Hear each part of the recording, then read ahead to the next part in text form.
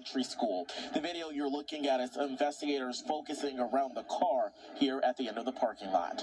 Units responded to a trouble unknown call in the parking lot, male lying in the parking lot.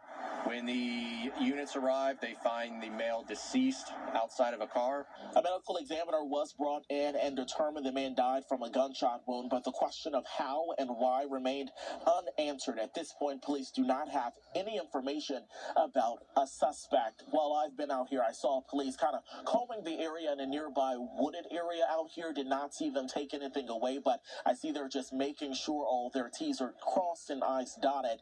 Right now, we do not know any information about the man. They are not releasing his name.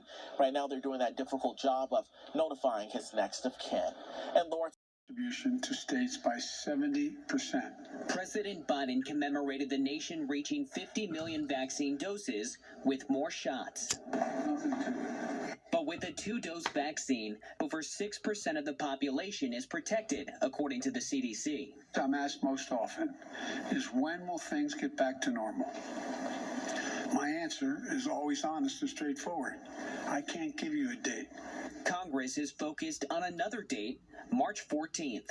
That's when expanded unemployment benefits expire, so lawmakers want to finish their $1.9 trillion relief package by then. We cannot take the foot off the gas. We cannot slow down before the race is won.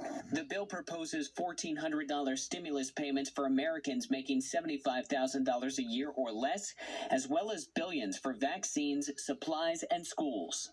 But the final product will not include a minimum wage increase, which the Senate parliamentarian ruled is unrelated to the budget. The minimum wage doesn't belong in there. The Congressional Budget Office says if it costs 1.4 million jobs, we'd lose. House Speaker Nancy Pelosi says a minimum wage increase is a must. It's long overdue, and it will be phased in.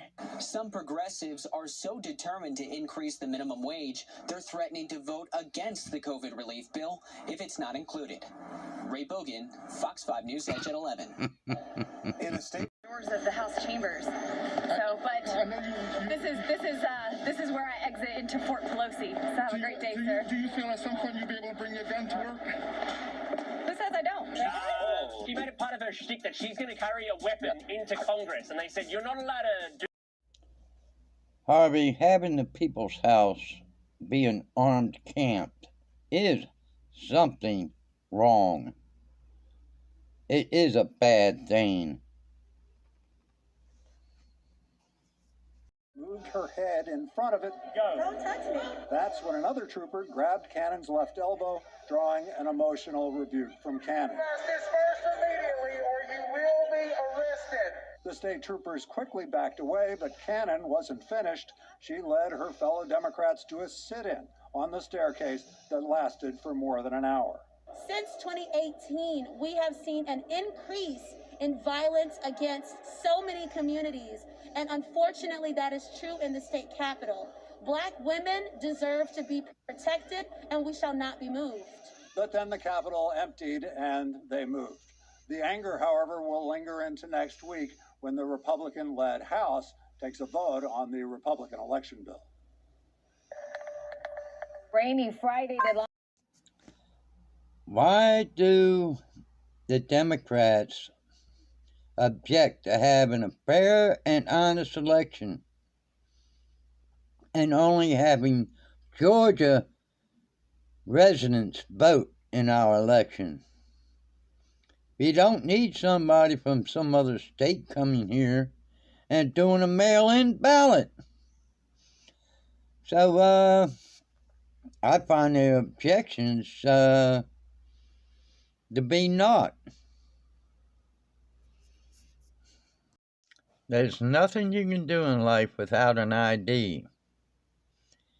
You can't have a bank account.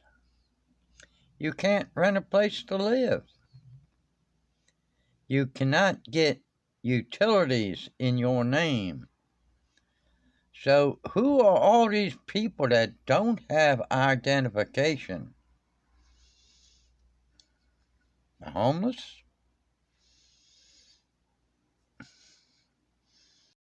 in another part of the country. Syria is condemning last night's military attack, calling the U.S. airstrike cowardly and urging President Biden not to follow what it calls the law of the jungle. Fox's Trey Yingst has the latest from Jerusalem. Fox News has learned the threat level for American service members in Iraq was raised today as the U.S. military fears retaliation for airstrikes overnight in eastern Syria. According to U.S. officials, 7 500-pound laser-guided bombs were dropped near the Iraqi border, killing a reported 22 Iranian-backed fighters. U.S. and coalition personnel in Iraq were targeted 3 separate times with rockets this month by Iranian-backed Shia militias. One attack happened 11 days ago in the city of Erbil, killing a contractor and injuring 5 Americans, including 1 U.S. service member. We're confident in the target that we went after. We know what we did. And we're confident that that target was being used by the same Shia militia that conducted the strikes. Since President Biden took office, and the Department of Defense was clear, these targets were meant to send a message. The stalemate has only increased regional provocations against the U.S. and its close ally, Israel. A high-ranking Israeli official told Fox News on Friday that the Jewish state was notified ahead of the U.S. airstrikes in Syria. Reports last month indicate Israel is preparing plans to strike Iranian nuclear sites if needed. The United States, Iran, and Israel are all making ongoing calculations. None of the countries have an external interest in going to war, but a single misstep could usher in a much larger conflict in the Middle East.